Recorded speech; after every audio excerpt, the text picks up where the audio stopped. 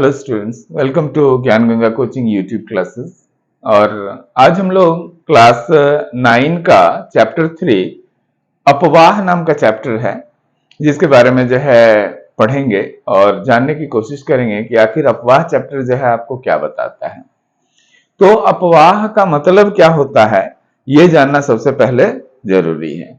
अपवाह अपवाह किसी भी नदी या जलधाराओं के बहाव को जो है हम लोग अपवाह कहते हैं। भारतीय यदि अपवाह को देखें तो हम लोग उसको जो है दो भागों में बांटते हैं, यानी भारत में नदियों का जो बहाव है उस हिसाब से इसका अध्ययन करते हैं तो इसको दो भागों में बांटते हैं। एक हो गया जो है हिमालयी अपवाह और दूसरा प्रायद्वीपीय अपवाह। तो कितना हो जाएगा जो है अपवाह का कितना प्रकार हो जाएगा, हम लोग जो है दो रूप में जो है देखेंगे। एक हो जाएगा हिमालयन, है ना, हिमालयन ड्रेनेज, और दूसरा हो जाएगा पेनिसुलर, है ना। दो तरह का जो है अपवाह हो गया, जिसको हम लोग दो अलग अलग भागों में बांटेंगे और उसको जो है फिर पढ़ेंगे। ठीक है, तो अपवाह जो है का मतलब हो गया क्या, जल का बहाव को ही अपवाह कहते हैं। आप जानते हैं हमारे यहाँ जल जो है नदियों के माध्यम से होकर बहता है ना। और इसको जो हम लोग दो खंडों में बांटे हैं, हिमालयन और जो है पेनिसुलर, यानी जो हिमालयी जल अपवाह और जो है प्रायद्वीपीय जल अपवाह। इसको यदि हम लोग जो है दूसरे ढंग से समझें तो हम लोग जो है इसको इस तरह से देख सकते हैं कि भारत के जो है मानचित्र पर अपवाह तंत्र का वह भाग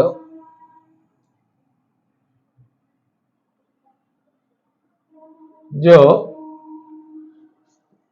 ऊपरी भाग से यानी हिमालय भाग से निकलता है और इस क्षेत्र में प्रवाहित होता है, सब हिमालय अपवाह तंत्र का हिस्सा है।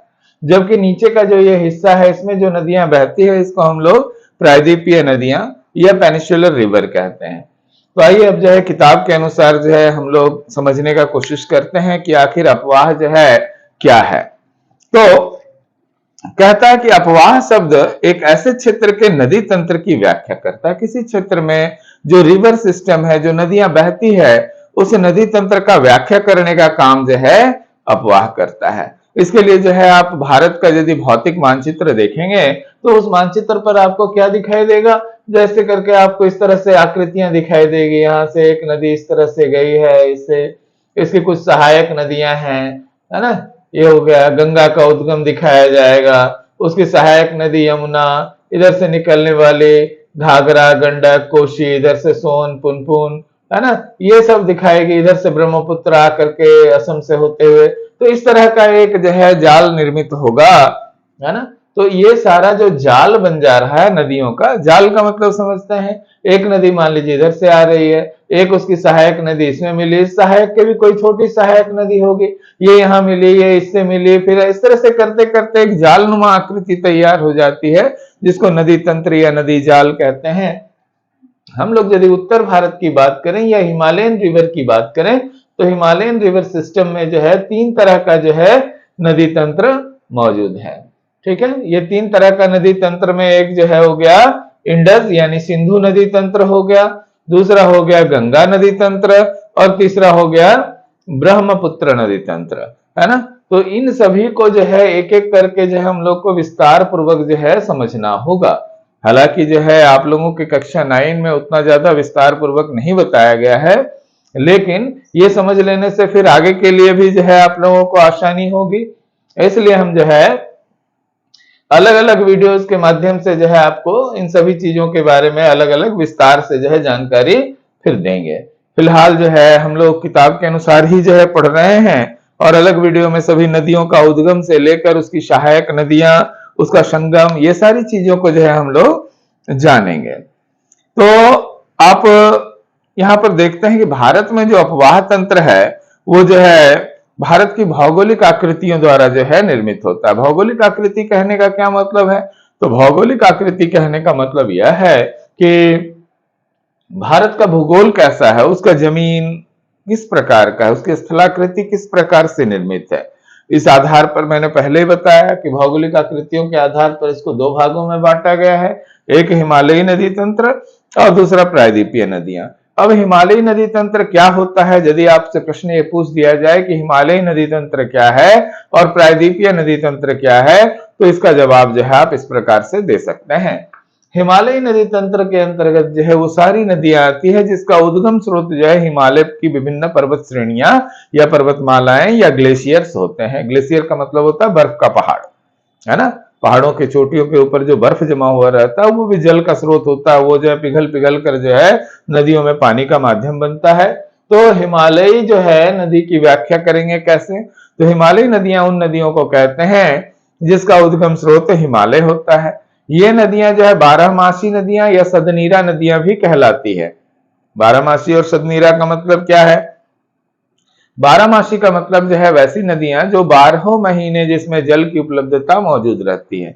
यानी हिमालय से निकलने वाली जितनी सारी भी नदियां हैं उसमें ऐसा नहीं है कि पानी बिल्कुल सूख जाता है, ऐसा कभी नहीं होता है ना। जल की उपलब्धता हर समय जो है बरकरार उसमें रहती है। हालांकि इसका जल का स्रोत केवल ग्लेशियर नहीं होता है, वर्षा का पानी भी होता है। इसलिए बरसात के दिनों में बहुत ज्यादा पानी और गर्मी में जो है थोड़ा बहुत पानी जो है रहता ही रहता है, क्योंकि गर्मी में इसने जो है ग्लेशियर से यानी बर्फ से हिमानियों से जो है पिघलकर पानी आता रहता है, जिससे कि नदियों में जल बना रहता है।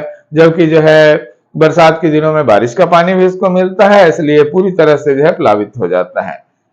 तो बारहमासी मतलब 12 महीना पानी हो गया, और सदनीरा का मतलब हो गया सदा नीर। नीर का मतलब पानी होता है, सद मतलब सदा, यानी जहां पर जो है जिस नदी में सदा पानी रहे वो सदनीरा नदियां हैं। तो ये इसकी विशेषता है। हिमालयी नदियां क्या है? तो सदनीरा है, इसमें सालों भर जल रहता है। इसका उद्गम का स्रोत जो है क्या है? तो हिमानिया है। और यदि हम लोग पेनिसुलर की बात करें, प्रायद्वीपीय नदियों की बात करें, तो प्रायद्वीपीय नदियों को जो हम लोग मौसमी या बरसाती नदी भी कहते हैं। ये नदियां जो है पठारी भागों से होकर जो है या ऊंची नीची घाटियों से होकर जो है गुजरती है, और इसमें जल जो है बहुत कम होता है। हालांकि बरसात के दिनों में जो है इसमें जल की मात्रा अधिक होती है, लेकिन अन्य समय में जो है इसमें जल गर्मी के दिनों में प्राय सूख जाती है। माने आपको घुटना घुटना तक भी पानी उसमें नहीं मिलेगा, इतना ज्यादा सूख जाता है। हमारे बगल में जो है अजय नदी है, आप देखते होंगे, ये भी एक बरसाती नदी है। बरसात में कभी जाएंगे देखने के लिए तो पूरा जो है प्लावित रहेगा, एकदम पानी ऊपर तक आ जाएगा। लेकिन अन्य समय में अभी छठ पूजा वगैरह में आप जाएंगे तो क्या देखेंगे? पानी जो है कहीं घुटना तक है, कहीं उससे भी कम है ना। तो ये बरसाती नदियों का उदाहरण है, क्योंकि इसमें जल जो आता है वो जो है बरसात के पानी से ही अवेलेबल होता है। इसका स्रोत हिमानी नहीं है। यदि हिमानी होती, जैसे गंगा जी में कभी भी जाएंगे तो पानी का स्तर आप देखेंगे, क्योंकि वो हिमानी नदियां हैं, है ना। तो मुख्य रूप से जो है अंतर आप क्या करेंगे? हिमालयी और प्रायद्वीपीय नदियों में मूल अंतर जो आपका होगा वो ये होगा कि ये सदनीरा है, बारहमासी है, और इसका स्रोत जो है हिमानिया है। जबकि ये मौसमी नदियां हैं और जो है घाटियों से होकर बहती है, ये पठारी भागों में बहती है, और इसका जो है जलीय स्रोत क्या है? वर्षा का जल है, और गर्मी के दिनों में यह प्राय सूख सी जाती है।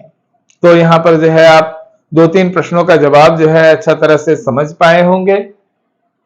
जैसे कि अपवाह किसको कहते हैं? तो नदियों के प्रवाह को ही अपवाह कहते हैं। यदि पूछ दिया जाए अपवाह तंत्र किसको कहते हैं, तो विभिन्न नदियां जब मिलकर जो है आपस में नदियों का जाल बना देती है, तो इस सिस्टम को ये आपस में जुड़ जाती हैं, तो इस व्यवस्था को ही जो है तंत्र कहते हैं। तंत्र का मतलब सिस्टम, सिस्टम मतलब जिसमें सब लोग एक दूसरे से जुड़ा हुआ होता है, विभिन्न चीज जो है एक दूसरे से जुड़े हुए होते हैं, उसको सिस्टम कहा जाता है। तो अपवाह क्या है और अपवाह तंत्र क्या है, ये क्लियर हो गया होगा।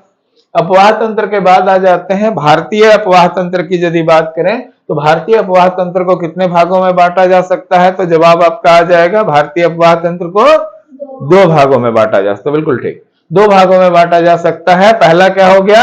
हिमालयी अपवाह तंत्र, और दूसरा क्या हो जाएगा? प्रायद्वीपीय अपवाह तंत्र, है ना। पहला क्या हो गया? हिमालयी, और दूसरा हो गया प्रायद्वीपीय। हिमालयी को हिमालयन कह देंगे अंग्रेजी में, इसको पेनिसुलर कहते हैं प्रायद्वीप को। अब जो है यदि हमको कहा जाएगा कि हिमालयी नदी तंत्र की विशेषताएं बताइए, तो जो है हम क्या बताएंगे?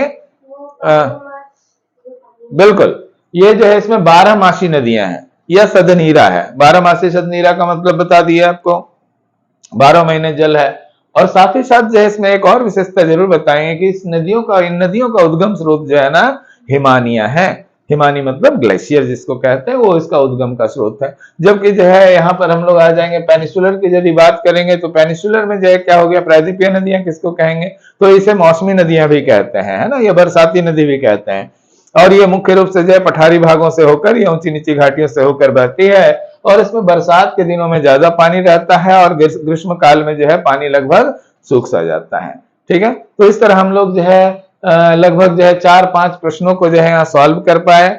ऐसे नदी तंत्र को उत्तरी अपवाह तंत्र और दक्षिणी अपवाह तंत्र के रूप में हम लोग बांटते हैं। उत्तरी अपवाह बोलेंगे तो हिमालय, यानी प्रश्न पूछ दिया जाए उत्तरी अपवाह तंत्र क्या है तो हिमालय अपवाह तंत्र ही उत्तरी अपवाह तंत्र है। और दक्षिणी अपवाह तंत्र क्या है तो प्रायद्वीपीय या पेनिसुलर जो अपवाह तंत्र है वो जो है दक्षिणी अपवाह तंत्र के रूप में जाना जाता है। ठीक है, इतना बात समझ में आया। इसके बाद हम लोग को क्या करना होगा, उत्तरी अपवाह तंत्र में जो है कितने मुख्य अपवाह तंत्र हैं। तो उत्तरी अपवाह तंत्र में जो है जो अपवाह तंत्र है उसको मूल रूप से हम लोग 3 भागों में जो है बांटते हैं। पहला सिंधु अपवाह तंत्र, यानी इसमें सिंधु और उसकी सहायक नदियां होंगी। दूसरा गंगा नदी अपवाह तंत्र, जिसमें गंगा और उसकी सहायक नदियां होंगी।